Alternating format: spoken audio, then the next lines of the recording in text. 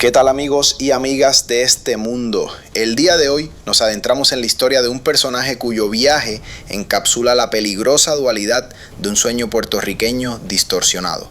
Es la crónica de un hombre que, habiendo tocado el cielo en la industria musical, creyó que sus pies podían pisotear impunemente el infierno de las calles. Se erigió a sí mismo como una leyenda, emulando al notorio Angelo Millones, pero como un eco maldito de aquel destino, su imperio también se desmoronó, forzándolo a una vida de fuga que terminó tras las rejas en Pensilvania. Hablamos de Lester Osuna González, para el bajo mundo y la farándula, Lester Millones, el dueño de Millones Records. Su historia no es solo la de un criminal, es el retrato de una ambición desbocada que confundió el terror con el respeto y el poder con la omnipotencia, y que pagó el precio más alto. Él mismo lo resumió con una frase que es un epitafio de su caída: exponer el pensar, pues no hay manera de haber vuelto lo que quería. Yo mismo lo tenía que alcanzar, y sí, escalando. Y esto me estaba gustando hasta que, sin darme cuenta, yo me convertí en un campo conocido, pues todo lo que es querido y respetado lo sabré. Bien inconforme, pero hay que superarlo, la admiración de mi familia, que no sabía tras las rejas. Esta es la historia de cómo ese escalar lo llevó directo al abismo. El nacimiento de un Millones, la ambición que buscaba un nombre. Para entender a Lester Osuna González hay que empezar por el nombre que eligió: Millones. No fue un apodo casual, fue una declaración de guerra y una aspiración. En el panorama criminal de Puerto Rico, el nombre Angelo Millones resonaba como el de un rey Midas del narcotráfico, un arquetipo de poder y riqueza ilimitada. Lester no solo quería emularlo, quería suplantar su leyenda en el este de la isla, específicamente en Humacao. Se autonombraba el Angelo Millones de Humacao, y en ese acto de autobautismo ya se revelaba una psicología basada en la comparación y la superación violenta. Su ambición no era solo económica, era existencial y de estatus. Quería ser el referente, el hombre del que se hablara con miedo y en su mente torcida con respeto. Esta necesidad lo llevó a construir un imperio doble. Uno, el visible y glamoroso de Millones Records, y otro, el subterráneo y sanguinario que controlaba a sangre y fuego los residenciales. Era un hombre viviendo en dos realidades simultáneas, y cada una alimentaba el monstruo de la otra. El productor musical que podía brindar fama y el narco que podía ordenar una muerte eran las dos caras de la misma moneda acuñada en la forja de su hambre de reconocimiento. El imperio dual, la música como fachada y el crimen como cimiento. Lester Millones operaba en un nivel de organización que iba más allá del punto de drogas callejero. Su estructura era piramidal y corporativizada. En la cúspide, él, el cerebro que rara vez ensuciaba sus propias manos. Por debajo, una red de al menos 53 personas, entre sicarios, administradores y vendedores, identificados con apodos como el Cojo, la Vaca o el Bebo. Su territorio no era ambiguo, ejercía control completo y militarizado sobre el residencial Palau, Jardines de Oriente y áreas de San Juan y Humacao. Pero su verdadera innovación criminal fue la integración vertical de sus negocios ilícitos y lícitos. Millones Records no era un simple pasatiempo, era una herramienta clave de lavado de activos y prestigio. Artistas como Ñejo Flow, Dosi, Botay, Nova y Yori y Randy Clock pasaron por su sello. Para estos talentos, Lester podía ser la puerta a la fama. Para Lester, ellos eran parte del escenario que legitimaba su fortuna. El dinero del narcotráfico, proveniente de una ruta que traía cocaína desde Colombia y la isla hasta mercados en la costa este de los Estados Unidos, se reinvertía en estudios de grabación, videos musicales y la vida de lujo que proyectaba su imagen de éxito. Este flujo constante de capital sucio a través de la música creaba un aura de invulnerabilidad, haciendo parecer que su riqueza era fruto del talento y el trabajo duro en la industria, y no del tráfico de muerte. El gobierno del terror, cuando un residencial se convierte en un feudo. La verdadera medida de su poder no estaba en los estudios, sino en las calles de lugares como el residencial Padre Rivera, o Rivera, en Humacao. Allí, Lester Millones no era un delincuente, era el soberano.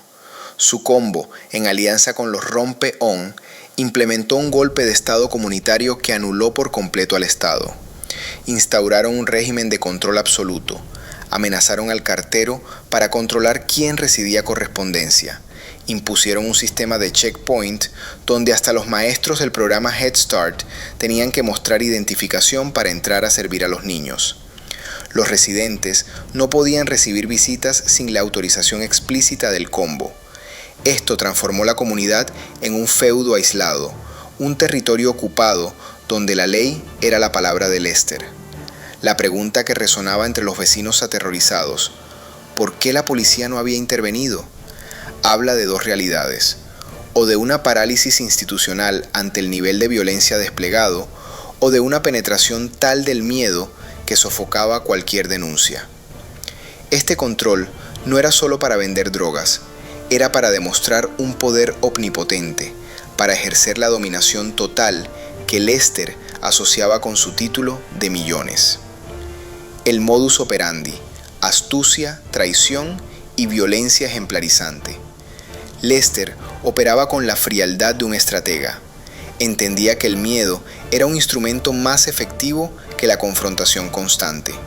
Su involucramiento en más de 30 asesinatos, según las acusaciones, seguía un patrón. Él daba las órdenes desde la sombra y sus sicarios ejecutaban. Esto le creaba plausible negación y una aura de intocabilidad.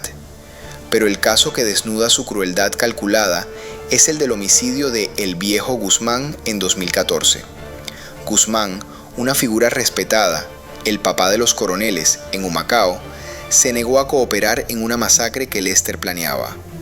La respuesta de Lester no fue un simple enfrentamiento, fue una trampa psicológica y emocional maquiavélica. Usó a una mujer cercana a Guzmán como carnada, obligándola bajo amenazas a contactar al hombre, fingir un romance y un embarazo, para sacarlo de su entorno seguro. Fue una manipulación que explotó la confianza y los sentimientos. Cuando Guzmán, posiblemente esperando ser padre, apareció, fue secuestrado y entregado a Lester para su ejecución. Este método revela a un criminal que disfrutaba del juego mental, que encontraba satisfacción en doblegar voluntades antes de destruir vidas.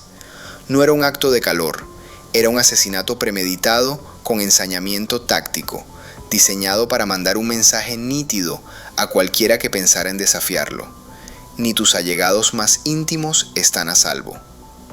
La caída, el asedio implacable de la ley federal.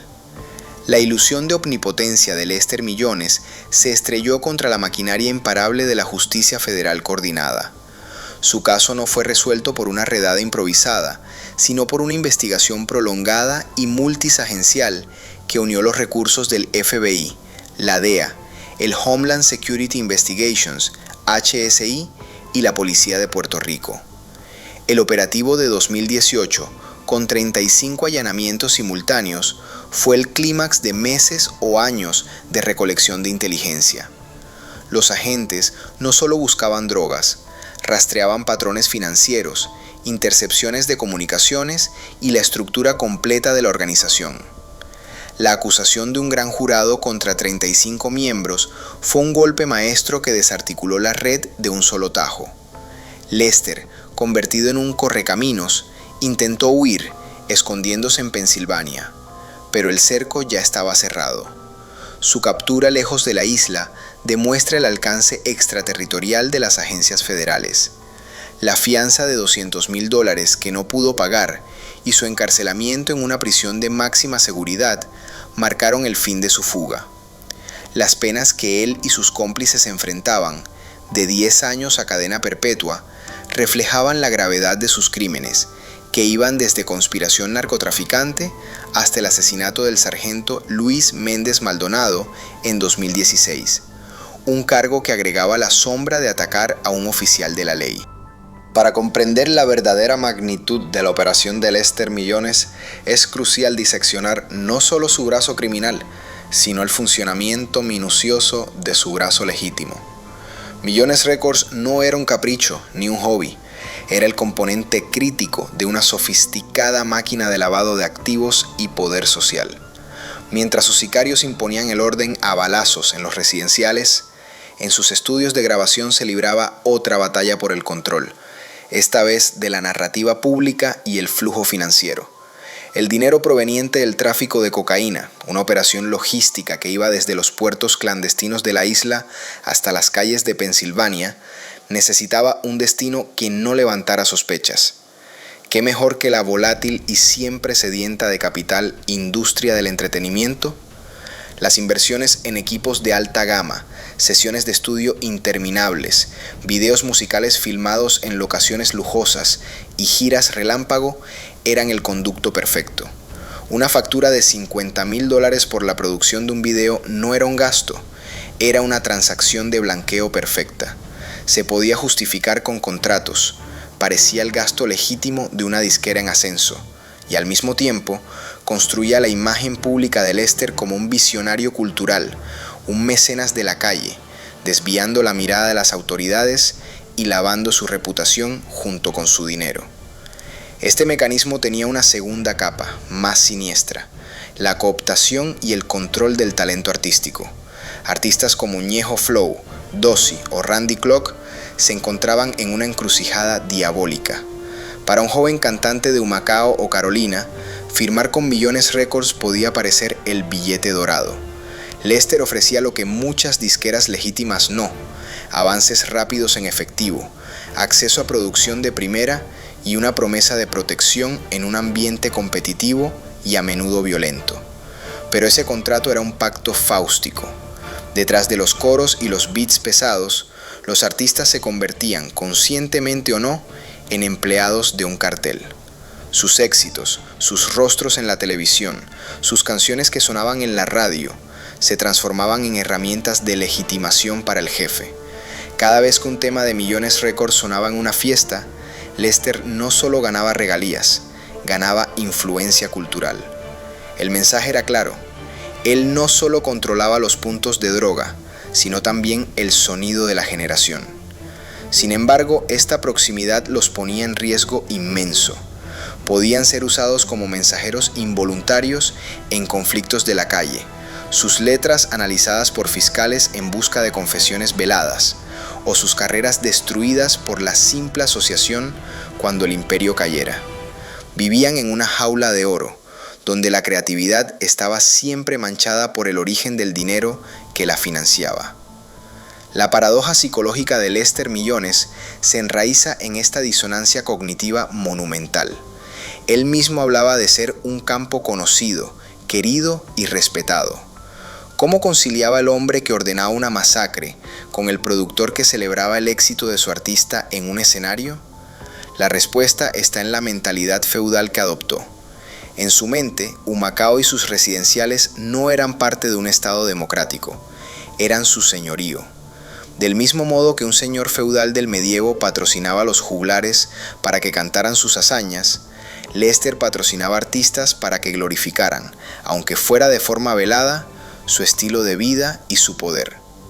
La violencia no era para él un fin en sí mismo, sino la herramienta de gobierno que garantizaba la paz y la productividad de su dominio. La disquera era la corte cultural de ese dominio. Esta autoimagen deformada lo llevó a cometer su error fatal, la hibris o el exceso de confianza. Al creerse el Ángelo Millones de Humacao, asumió que su ingenio para evadir la justicia local, sobornos, amenazas, el muro de silencio, funcionaría contra el aparato federal. No entendió que el FBI y la DEA no investigan homicidios sueltos, investigan patrones de conspiración. Cuando interceptaron sus comunicaciones, no buscaban una orden de asesinato específica, buscaban el hilo conductor que unía el pago a un informante en Colombia con la compra de un auto de lujo en San Juan y el depósito de regalías en una cuenta en Pensilvania. Su red de negocios legítimos, lejos de protegerlo, le dio a los federales más puntos de entrada financieros y legales para desmantelar su mundo. La historia de Lester Millones no puede explicarse únicamente por su ambición desmedida o la efectividad de su violencia. Para que un imperio dual de tal magnitud funcionara, se requería un ecosistema mucho más amplio y complejo de complicidad, omisión y beneficio mutuo.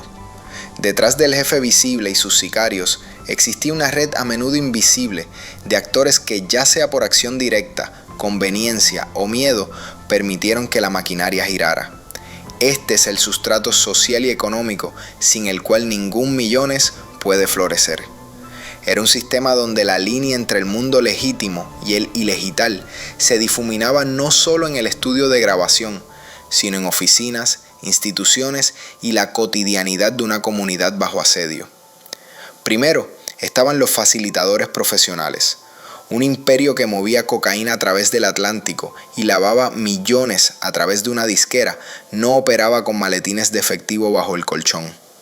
Requería de abogados que encontraran vacíos legales para la compra de propiedades a nombre de testaferros, contadores que diseñaran estructuras financieras laberínticas para justificar los ingresos de Millones Records, notarios que legalizaran documentos dudosos, y hasta empleados de instituciones financieras que, voluntariamente o por negligencia, no reportaran las transacciones sospechosas recurrentes. Estos no eran miembros del combo con apodos, sino profesionales con títulos universitarios que, con sus firmas y conocimientos, blindaron las operaciones de Lester con una capa de legitimidad impenetrable para una investigación policial local ordinaria. Ellos eran los arquitectos de la fachada, los que convertían el dinero manchado de sangre en inversiones limpias y contratos de artistas. Su complicidad, a menudo motivada por generosas comisiones o amenazas veladas, fue el sistema circulatorio del imperio, permitiendo que el capital criminal fluyera, se oxigenara y se reinvirtiera sin obstrucciones. Luego, existía el silencio estratégico de una parte del mundo empresarial y de servicios.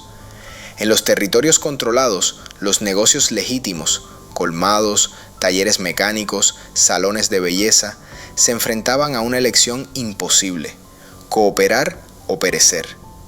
Para algunos, pagar una cuota o renta al combo se convirtió en un impuesto más para poder operar. Este pago por protección, extorsión, no solo financiaba las armas de los sicarios, sino que también normalizaba la presencia y el poder de Lester como una autoridad de facto, un mal necesario con el que había que tratar. En una escala mayor, podrían existir proveedores de equipos de sonido, managers de clubes o incluso medios de comunicación que, al tratar con Millones Records, hicieron la vista gorda ante el origen evidente de su financiación. La promesa de patrocinios jugosos, el acceso exclusivo a artistas de moda o simplemente el temor a represalias los convertía en cómplices pasivos. Esta dinámica creaba una falsa normalidad económica. El dinero del narcotráfico irrigaba pequeños sectores de la economía local, creando una dependencia perversa y un incentivo tácito para que nada cambiara. Finalmente, y quizás lo más doloroso, estaba la parálisis inducida por el terror dentro de la propia comunidad. La pregunta retórica de los residentes, ¿por qué la policía no había intervenido?, tenía múltiples capas de respuesta. Existía, sin duda, el miedo visceral a la delación. Denunciar significaba arriesgar no solo la vida propia, sino la de la familia completa.